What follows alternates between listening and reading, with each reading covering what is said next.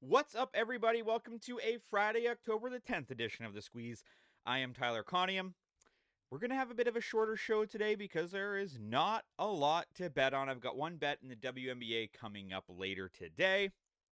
Like this isn't going to be a 5-minute a 5-minute show. Weird night last night.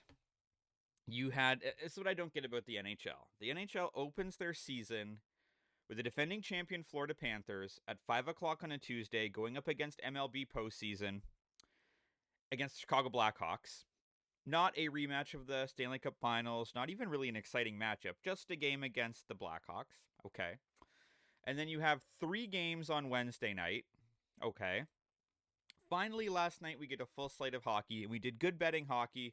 We had the Nashville Predators on the money line. They won that. We had the Colorado Avalanche in regulation, and they won that too. So I talked about the Predators yesterday. I didn't talk about the Avalanche here, so be sure if you're following me on social channels at Tyler Conium and on BettingPros at bettingpros.com/u/Tyler Conium. All my picks and props are posted there throughout the day. We hit the Colorado Avalanche in regulation for plus money. That was a nice bet. How many NHL games do you think there are tonight? If you said 0, you would be correct. So the NHL, they just can't get out of their own way. You have a night where we've got a WNBA Finals game, one baseball game, and a CFL game. There is really no competition outside of one WNBA game, one baseball game for NHL hockey, and you have nothing. And both of those games start at 8 o'clock. So I have no idea what the heck the NHL is thinking, but that's just something you have to deal with. Maybe somebody needs to call out Gary Bettman in the same way that the WNBA players are calling out the commissioner there, because something needs to change. Fun night in the NHL yesterday, though. Like I said, lots of games, a full slate of action, some big wins. Rangers beat the Sabres 4-0. You had actually a close game between the Boston Bruins and the Chicago Blackhawks. Chicago, they haven't been so bad. They have not been so bad. Sorry, I feel like I'm going to sneeze. There we go. It's gone. Florida Panthers only won by 1 goal, so NHL starts interesting. I think the story of the night, though, obviously, is the New York Giants soundly defeating the Philadelphia Eagles 34-17. I was on the complete wrong side of that. I think a lot of people were that had the Eagles at -7. They lose by 17 points. Cam Scatabo, 3 touchdowns. Jackson Dart looks like he might be a star if he can learn how to slide.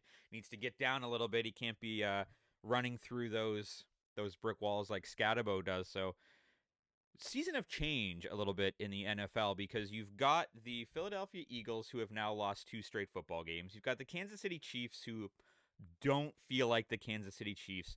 You've got the Baltimore Ravens, who are without Lamar Jackson and have only won 1 football game. So, there might be a bit of a changing of the guard. You might see someone like Tampa Bay sneak in there. You might see somebody like the Pittsburgh Steelers even be able to make some noise in the playoffs. So the NFL is getting interesting, because now you're into week 6, and now it's sort of like things are starting to shake out.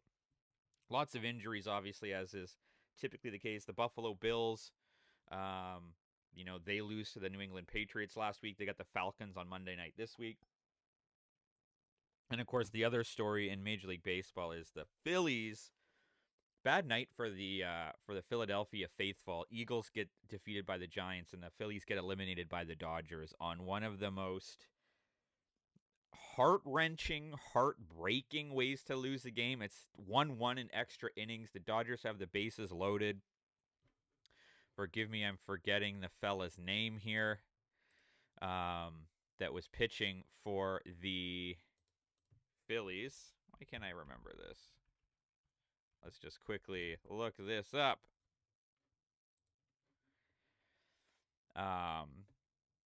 Kerkering, who's been great all season long. And there's a comebacker with the bases loaded, 2 outs. He throws it home and he airmails it. Obvious panic mode. And there's a lot of pictures floating around, just sports in a nutshell. He's got his hands on his knees. He's hunched over. He's going to be sick while the Dodgers celebrate in the background. And oftentimes that's the difference, right? You have the picture of JT Realmuto's pointing to first base. It was an easy out at first. I don't know if he just panicked and thought home plate was closer, didn't know how many outs there were. I don't know. But as a result, the LA Dodgers join the Toronto Blue Jays as the 2 teams that have advanced to the semifinals In the MLB postseason, Dodgers will play the winner of the Cubs and the Brewers because the Cubs tied up their series last night with a 6-0 win over the Milwaukee Brewers. I had a bet on the Brewers, and that didn't hit. And then the game tonight, as we move to tonight, I'll give you the bet first. And it's a bet in the WNBA Finals, and I've bet on the Aces. The Aces have been the underdog in the first 3 games of this series. I've bet on them every single time, and I'm doing it again. They are the favorite tonight. They're 2.5-point favorites, and I think the biggest reason for that is that the Phoenix Mercury will be without their leading scorer, Satu Sabali, after sort of a bizarre injury, concussion in Game 3, and I'm not really sure what happened there. And there's a big thing to do about just the way they got Sabali off the court after that injury. Could have been dangerous, but the Mercury haven't been able to win. They've kept it close, but they haven't been able to win with Sabali on the court. So you could say maybe they rally around this and they get the one token win to avoid a sweep. I just think the Aces are just ready to absolutely step on the gas, get this done, win yet another championship. They won in 2022. They won in 2023. They'd be the only team to win 3 titles in 4 years. A'ja Wilson is the greatest player of all time in the WNBA, I think, already.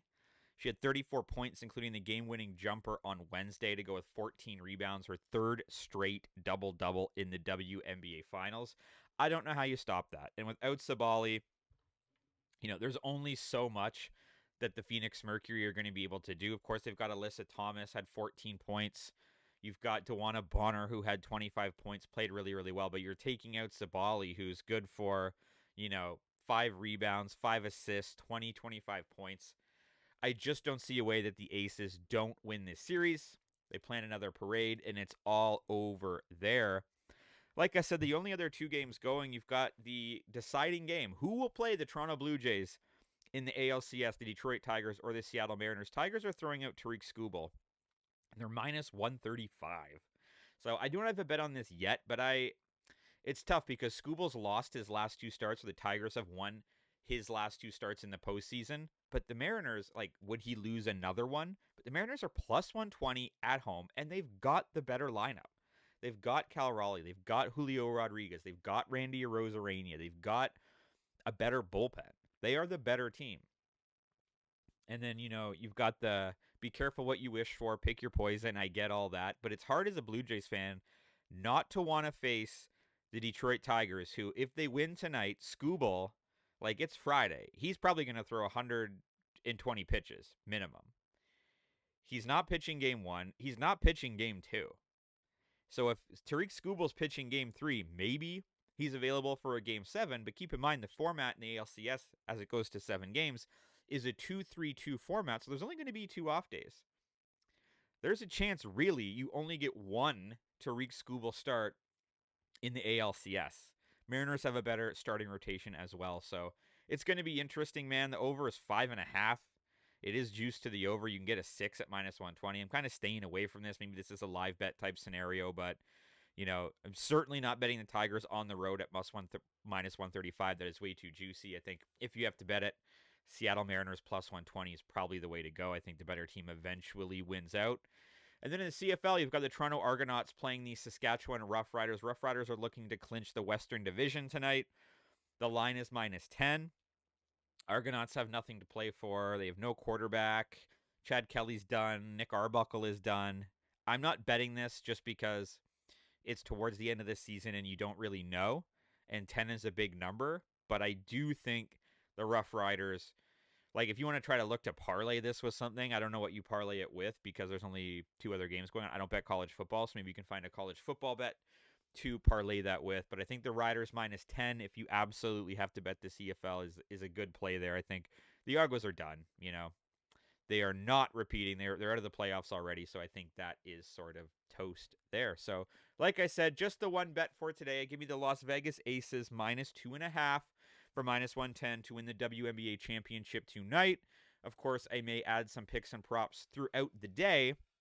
And so if I do that, the best place, find me on socials at Tyler Conium, all linked in the description, and on bettingpros.com/u/Tyler Conium, where all my picks and props are tracked.